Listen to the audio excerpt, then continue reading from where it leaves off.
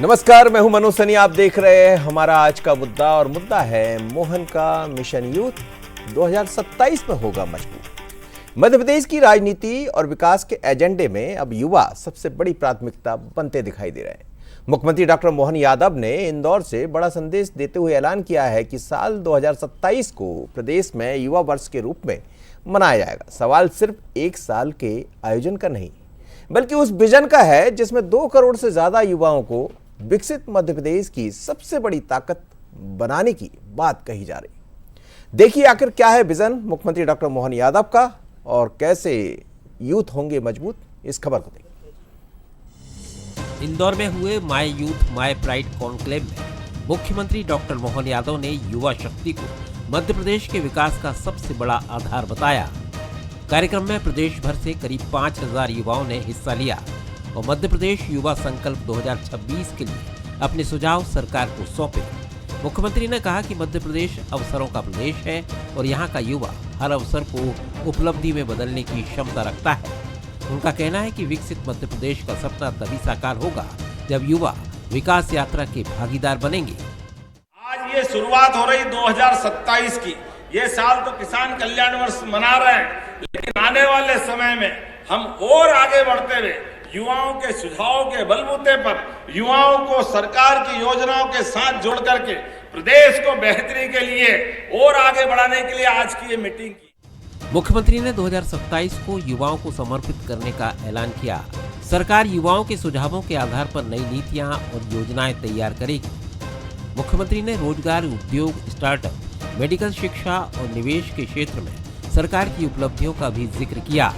उनका दावा है कि प्रदेश में निवेश बढ़ रहा है, स्टार्टअप इकोसिस्टम मजबूत हो रहा है और युवाओं के लिए नए अवसर तैयार किए जा रहे हैं। सरकार जनता के मन के साथ चलना चाहिए, जनता की बेहतरी के लिए चलना चाहिए। इसलिए अलग अलग श्रेणी में एक वर्ष पूरे साल हम काम बना रहे हैं। इसीलिए आपके साथ बैठ करके ये संवाद का कार्यक्रम है, और संवाद से युवा भविष्य में 2027 में इस प्रदेश की दिशा तय करेंगे। मैं युवाओं से आह्वान करता हूं, आओ और हम सब आगे बढ़े, निश्चित रूप से ताकत के साथ खड़े हो और भविष्य में मध्य प्रदेश को भी आगे बढ़ाए, देश को भी आगे बढ़ाए। वहीं कांग्रेस ने इस घोषणा पर सवाल उठाए हैं।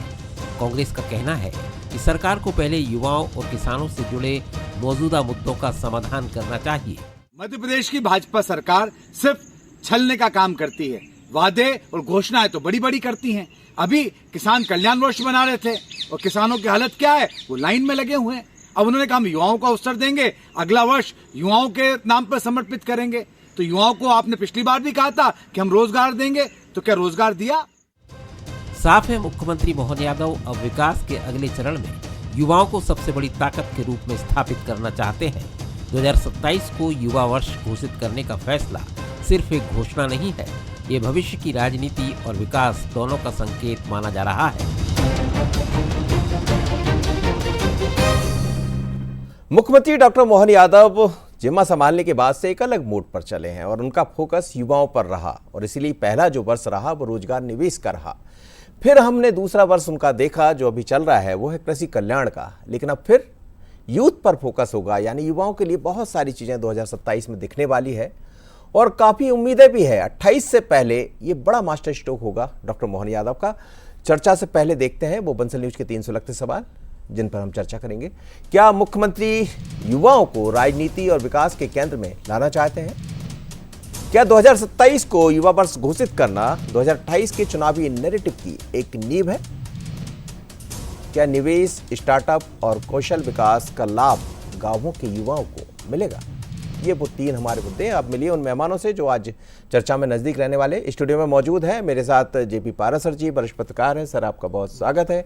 हमारी न्यूज हेड शरद द्विवेदी जी भी हमारे साथ हैं। सर आपका भी बहुत स्वागत है। और साथ ही जुड़ रहे हमारे साथ निशांत बिसेन, प्रवक्ता है भारतीय जनता पार्टी के। निशांत आपका बहुत स्वागत है। और रमेश चौरसिया जी भी जुड़ रहे हैं, प्रवक्ता है कांग्रेस के। आपका भी बहुत स्वागत है। सबसे पहले मैं उन युवाओं के पास चलूंगा जिनके नजदीक मुख्यमंत्री डॉक्टर मोहन यादव पहुंचे थे, और मेरे सहयोगी पीयूष पारे इस वक्त इंदौर से जुड़ रहे हैं। इंदौर में क्या दिखाई दे रहा है? मुख्यमंत्री डॉक्टर मोहन यादव ने जो आज बातें कही है उसको युवा किस रूप में देख रहे हैं? पीयूष सीधी बात कीजिए युवाओं से, क्योंकि मसला उन्हीं का है।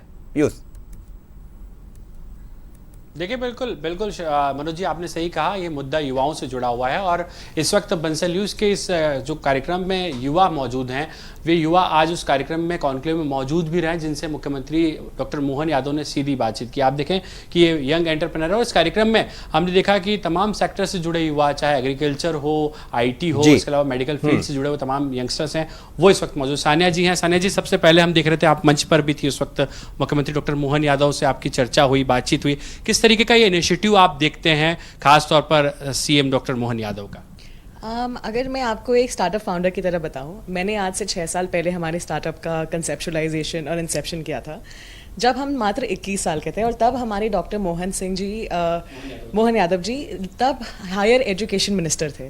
उनका प्रभाव हमारे पर जब हम स्टूडेंट्स थे तब से बना आया हुआ है, जब वो हम उनसे इंटरेक्ट करते थे एज स्टूडेंट्स, और हम तब से ही जानते हैं कि वो इंदौर के युवा को और मध्य प्रदेश के युवा को सशक्त बनाने की कोशिश करते हैं। आज जो आइडियाज़ लेके आ रहे हैं उन्हें कैसे पैटेंट कर सकते हैं, कैसे इंटेलेक्चुअल प्रॉपर्टी बना सकते हैं, और क्यों ना हम not just make in India करें but make in Madhya Pradesh करें, और मध्य प्रदेश से पूरे देश के लिए हम ऐसे सोल्यूशंस बनाएं जिसकी इंडिया को बहुत ज़्यादा ज़रूरत है जी। लेकिन एक और महत्वपूर्ण बात सानिया जी, किस तरीके से हम देख रहे थे आज मंच पर आप जैसे तमाम एंटरप्रेन्योर भी थे, कुछ वो किसान, युवा किसान भी नजर आए उस मंच पर जिन्होंने अपने अनुभव साझा किया। तो मुख्यमंत्री जी की कोशिश आपको लगती है कि वो ग्राउंड लेवल का युवा जो बहुत कुछ करना चाहता है, उसके आंखों में सपने हैं, बहुत सारी चीज़ों को लेकर वो आगे बढ़ता है, लेकिन उसे एक मंच देने की कोशिश की जा रही जिससे वो आगे बढ़ पाए? आज का जो मंच था उसने कई प्रकार के ऐसे एंटरप्रेन्योर्स को मौका दिया कि वो अपनी आके कहानी बता सके। हमने कृषि विकास के ओर से देखा कि जो लोग एग्रीकल्चर में है वो स्टार्टअप्स, जो स्टार्टअप्स IT में हैं, और सिर्फ बेसिक सेगमेंट्स नहीं, इवन जो स्टार्टअप्स ट्राइबल कम्युनिटीज़ के लिए कुछ कर रहे हैं वो भी आज स्टेज पे हमें दिखे। हमने कई जगह से युवाओं की कहानियाँ सुनी, और हमें एक चीज़ ज़रूर लगी कि जो ये मंच है, ये मंच होना ही बहुत बड़ी बात थी कि आज युवाओं के लिए कॉन्क्लेव रखा जा रहा है। बाकी युवाओं से बात होता है कीजिए कि आज जो हमारे एफर्ट्स हो रहे हैं गवर्नमेंट द्वारा, वो जा रहे हैं उस बहुत छोटी-छोटी जनरेशन प्रतिक्रिया ले हमें next future of generation of entrepreneurs create करेगा। बिल्कुल सर, एक छोटा सा कमेंट, आज के प्रोग्राम को कैसे आप देखते हैं और CM साहब का विजन? सो आज के प्रोग्राम की सबसे अच्छी बात ये थी कि एज अ यंग एंटरप्रेन्योर मैं बहुत एनर्जेटिक रहता हूँ।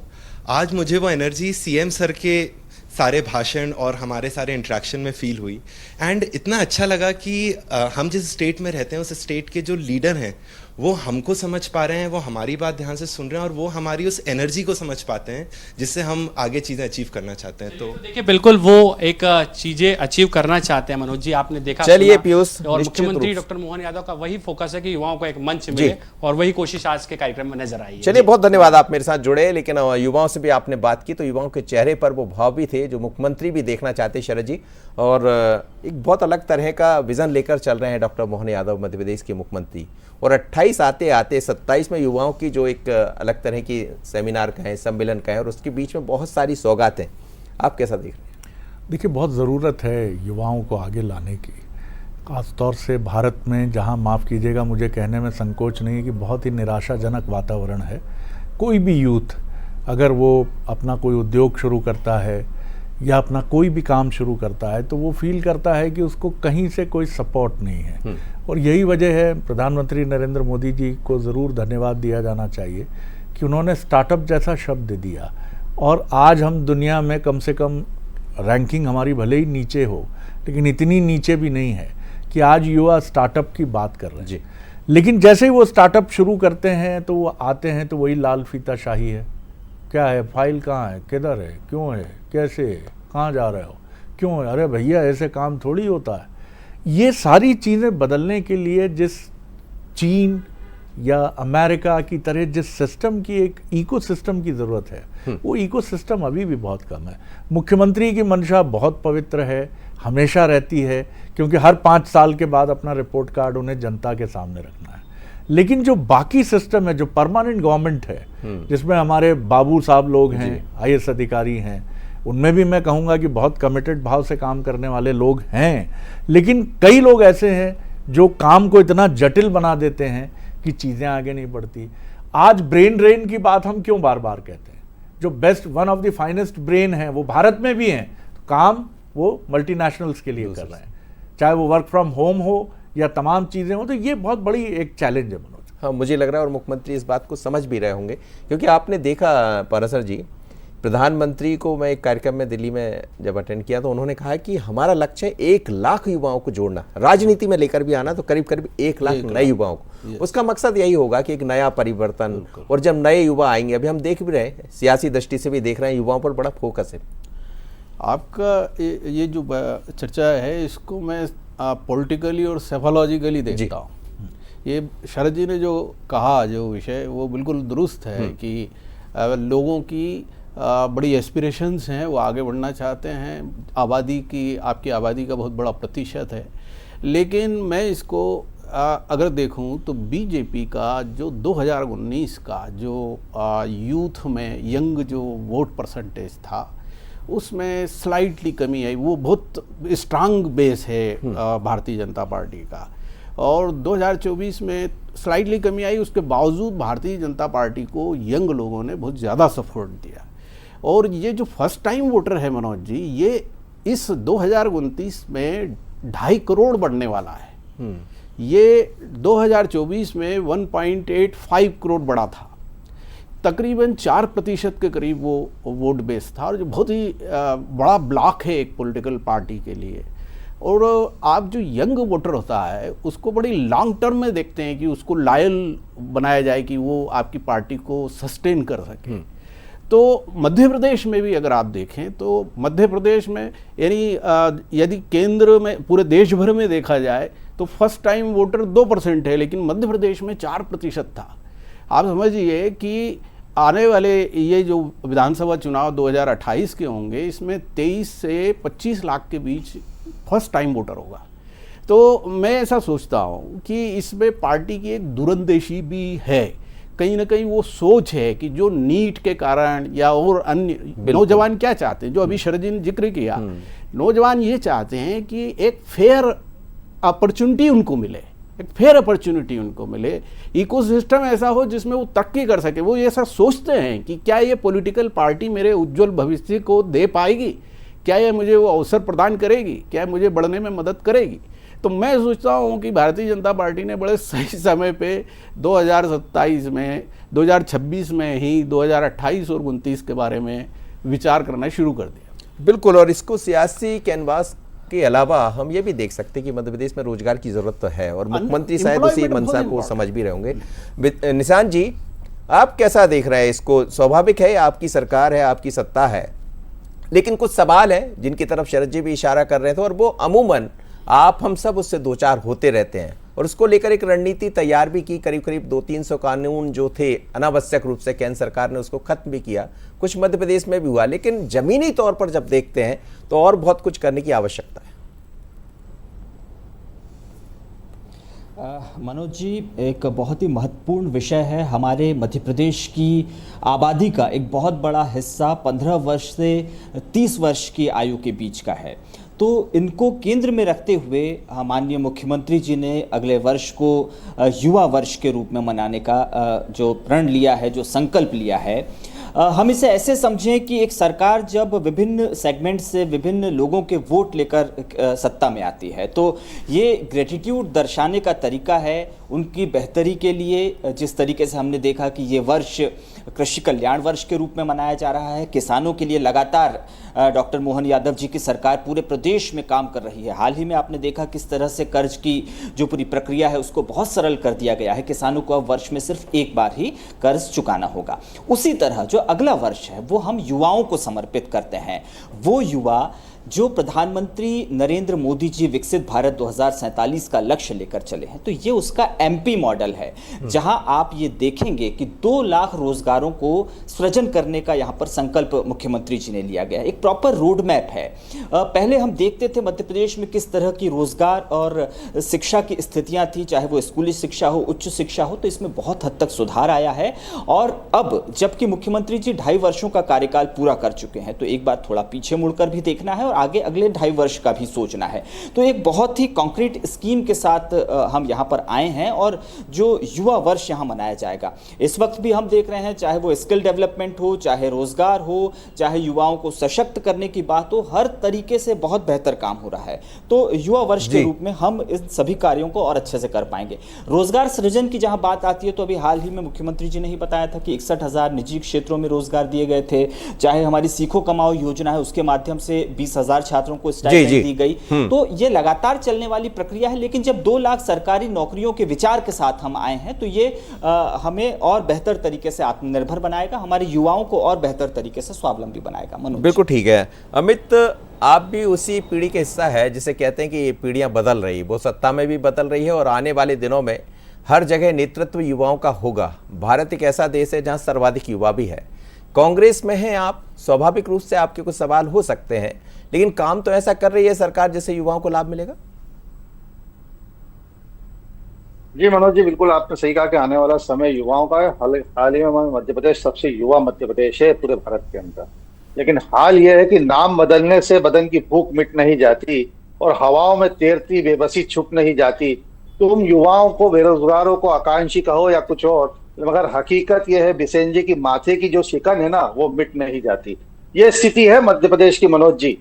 30,77,000 करोड़ से अधिक के एमओयू पिछले साल साइन हुए थे। क्या हुआ, कितने धरातल पे आए, जवाब नहीं मिलेगा, आंकड़े नहीं है उनके पास। तो सिर्फ सरकारी इवेंट करके, बुलेट ट्रेन चला के इवेंटों की, आप जमीनी हकीकत पे जाएंगे तो कछुआ छाल मिलेगी आपको। पिछले साल किसान कल्याण वर्ष मिलाया, क्या हुआ उसका? चढ़ावा, मंदिरों में चढ़ावा चोरी से लेके किसानों की खाद तक चोरी हो गई इस सरकार के अंदर। जवाब कौन देगा? आपने कहा कि मुख्यमंत्री जी ने 2 लाख रोजगार का सृजन करने की बात कही। मुख्यमंत्री जी ने जिस दिन शपथ ली थी उसी दिन कहा था कि मध्य प्रदेश में 2 लाख रोजगार दूंगा। क्या हुआ महाराज? 1 लाख के बैकलॉग के पद तक नहीं भर पाए। 27% ओबीसी आरक्षण आप नहीं दे पाए। पिछड़ा वर्ग मध्य प्रदेश, जो सबसे बहुसंख्यक वर्ग है मध्य प्रदेश का, उसका युवा अभी भी चला रहा है, कोर्ट के चक्कर लगा रहा है। 87-13 के फार्मूले में आपने उलझा के रख दिया। पास में छत्तीसगढ़ की सरकार है, उसने तो उस फार्मूले को निरस्त कर दिया और छत्तीसगढ़ में जो है पिछड़ा वर्ग का आरक्षण भी दे दिया। लेकिन मध्य प्रदेश का युवा जो है वो विधानसभा सचिवालयों पे सिर्फ चक्कर ही लगा रहा है। वो जाता है जब अपना अमित जी, जब वो चक्कर लगा रहा है, लेकिन मजदूर बना के रख दिया। वो चक्कर बहुत छोटा सा, आपसे आप बताइएगा। आप कह रहे हैं वो लगातार चक्कर लगा रहा है, कई तरह के आपके सवाल है, लेकिन हम देखते हैं कि जब सियासत यानी चुनाव की दौर आता है तो वो आपके साथ नहीं जाता। देखिए, 14 और 15 जुलाई को युवा साइक्लोथॉन का जो है आगाज करा हमारे मध्य प्रदेश के संघर्षशील प्रदेश अध्यक्ष जीतू पटवारी जी ने। और हम इस समय अमूमन हर कॉलेज, महाविद्यालय, कोचिंग सेंटर्स में जा रहे हैं, वहां देख रहे हैं कि युवा किस कदर परेशान है। नर्सिंग घोटाले से लेके आरक्षक भर्ती घोटाला, पटवारी घोटाला, भर्ती घोटाला, इतने तमाम घोटाले हो गए कि युवा निराश है। नीट का पेपर लीक हो गया, हजारों लाखों युवाओं का भविष्य बर्बाद कर दिया केंद्र सरकार ने। लेकिन आप देखिए, निर्लज सरकार ने धर्मेंद्र प्रधान जी का इस्तीफा। मेरा जवाब दूसरा, मेरा सवाल दूसरा था। मैं लौटूंगा आपसे जवाब लूंगा, और निशान जी से भी आपकी प्रतिक्रिया लूंगा। पहले उससे पहले शरद जी के पास चलूंगा। सर जी, बहुत मौजूद आपका सवाल था, पहले आपने कुछ बातें कही थी, लेकिन क्या आप ये कुछ जो परिवर्तन आया है, नए ढंग से डॉक्टर मोहन यादव ने जिस तरह से काम किए, उसको क्या आप देख रहे हैं? क्या युवाओं के मन में एक उम्मीद बंधी है? देखिए, मैं ये ज़रूर कहूँगा कि कभी भी राजनेता कोई भी काम आधे अधूरे मन से नहीं करता, क्योंकि मैं फिर दोहराऊंगा कि वो 5 साल बाद अपना रिपोर्ट कार्ड जनता के सामने रखता है। सवाल ये है कि ये बहुत लॉन्ग टर्म प्रोसेस का हिस्सा है और दुर्भाग्य से अभी हमारी सरकारें, पिछली भी, आज़ादी के बाद से लेकर अब तक, हमारा यूनिवर्सिटीज़ की हालत देखिए आप कहाँ से क्या तैयार कर रहे हैं। आपकी यूनिवर्सिटीज़ की दुनिया में सबसे ख़राब रैंकिंग है। आज हमारे यहाँ के बच्चे जो हैं वो लेके 25-25 लाख रुपए, 30-30 लाख रुपए छोटे छोटे कोर्सेज के लिए यूरोप जाते हैं। पूरा एक रैकेट बना रखा है, एक पूरा संगठन बना हुआ है। Germany, Japan, Russia, China. तो ये सारी चीज़ें हमें पहले फोकस लेना पड़ेगा। चौरसिया जी कुछ कह लें, निशान जी कुछ कह लें, यहाँ बैठ के क्या मतलब? आज राजनीति में कौन आता है? मोहल्ले का चुन्नू, माफ़ कीजिएगा, 2% लोग होंगे जो IIT रुड़की से हैं या खड़गपुर से हैं या जिन्होंने लीडिंग मेडिकल यूनिवर्सिटी से जिन्होंने वो किया है। आप और हम क्यों नहीं गए राजनीति में? हम क्यों बैठे हैं यहाँ पर? क्यों जर्नलिज्म हमने चुना? तो मैं ये नहीं कह रहा कि निशान ने मजबूरी में चुना या अमित जी ने मजबूरी में चुना, लेकिन राजनीति अपनी व्यवस्थाओं में उलझी है और देश अपनी ढर्रे में उलझा है। आप जब तक विश्वविद्यालय तैयार नहीं करेंगे, जब तक आज जयप्रकाश जी बेहतर समझते, हम स्टार्टअप में तीसरे नंबर पे आ गए संख्या के मामले में। यूनिकॉर्न में हम काफी पीछे। यूनिकॉर्न यानी उसको एक बड़े सफल प्रोजेक्ट में $1 अरब की पूंजी में ले जाना। तो इन सब चीजों पर बहुत हमें ऑक्सफोर्ड बनाना पड़ेगा साहब। नालंदा तक्षशिला का देश आज ऑक्सफोर्ड नहीं बना पा रहा है, दुर्भाग्य है जी। आप आर्थिक रूप से भी, आर्थिक विश्लेषक भी है, आप आर्थिक दृष्टि से भी आप देखते हैं तमाम तरह की चीज़ों को। जिस तरह सरकार जो काम कर रही है, हालांकि कुछ बातें हैं आपकी जिसकी तरफ शरद जी भी बात करें, सुधरेगा कैसे, आखिर चीज़ें ठीक कैसे होंगी? और जो मनसा मैं बार बार मुख्यमंत्री की इसलिए कह रहा हूँ कि उनके मन में ये विचार तो पवित्र है, मंशा, पवित्र मन है, ऐसी कोशिशें होनी ही चाहिए। हायर की जब वो थे, उच्च शिक्षा मंत्री थे, उस दौर से जैसा वो कह रहे थे, छात्र अभी बात कर रहे थे, तो क्या एक रास्ता तो है, कुछ दिखाई दे रहा है? देखिए, ये बिल्कुल निसंकोच हमें स्वीकार करना चाहिए कि हमारे एजुकेशनल जो सिस्टम है उसमें बहुत प्रॉब्लम्स हैं, क्योंकि हम उतना हमारे एजुकेशन सिस्टम को लिंक ही नहीं कर पाए एम्प्लॉयमेंट से, एम्प्लॉयमेंट जनरेशन से। और दूसरा ये है कि जो बच्चे अच्छे कॉलेज में पढ़ के या किसी जिनको मौका मिल गया है और वो अगर स्टार्टअप वगैरह शुरू ही करते हैं, तो ये जो घोषणाएं होती हैं मनोज जी, ये घोषणाएं आमतौर पर लागू नहीं होती है। मैं बता सकता हूँ अपने अनुभव से, मैं आपको बता सकता हूँ। कोई ऐसे जो हमने ग्लोबल इन्वेस्टमेंट वाले समिट में देखा था, बहुत सारी घोषणाएं, कुछ किसी को कोई फ़ायदा नहीं मिलता, बहुत कम लोगों को मिलता है। तो असली बात यह है कि लोग अपने पैरों पे खड़े होने का एक अपॉर्चुनिटी जो उनको है वो देना बहुत ज़रूरी है, क्योंकि जो अभी मध्य प्रदेश में हर साल 4 से 5 लाख रोजगार की ज़रूरत पड़ती है लोगों को। इतनी बड़ी संख्या में सरकार का तो ज़्यादा से ज़्यादा भर्ती 50,000 कर सकती है, उसका टारगेट भी यही है कि वो 50,000 लोगों को गवर्नमेंट जॉब में मर्ज कर सकती है। हालांकि जयप्रकाश जी, बेरोजगारी की दर हमारे यहाँ सबसे कम है। मध्य प्रदेश में दूसरे नंबर पे हैं जहाँ तक मुझे जी। पर आपके बच्चे यहाँ से निकल के दूसरे राज्यों में ही जा रहे हैं। ये आप ये बिल्कुल ठीक है। आप ये देखिए, ये फेनोमेनन बेहिचक है। हमारे जो जिले हैं बड़े, वो बुजुर्गों के वो बन गए, स्थान बन गए। और ग्रोथ रेट भी हमारी अच्छी है, लेकिन बावजूद इसके जी लोग, तो वो जो एक माहौल है पूरा एक इंडस्ट्रियल, हालांकि अभी हाल ही में कुछ बड़े प्रोजेक्ट आए हैं, और लेकिन बड़े प्रोजेक्ट से के मुकाबले छोटे प्रोजेक्ट, लोगों को आत्मनिर्भर बनाने वाली जो प्रक्रिया है, वो उसमें बहुत आक्रामक ढंग से निवेश करने की जरूरत है एक्चुअली।